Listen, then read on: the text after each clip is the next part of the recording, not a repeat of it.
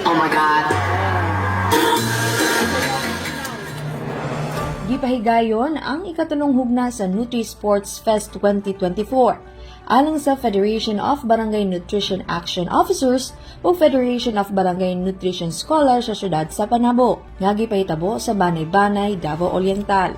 Ang kalihukan duha ka adlaw nga giselebrar diin laing-laing mga aktibidades ang giandam sa buhatan sa City Health Office, pinaagi sa Nutrition Section nga gipanguluhan ni Nutritionist Dietitian 3 Lavelia Y. Fontanilla. Naggrupo sab ang mga partisipante sa upat ka teams, ang red, blue, orange ug yellow team. Diin sila naglaban-laban sa mga padula o mga kompetisyon nga gikalingawan sa tanan.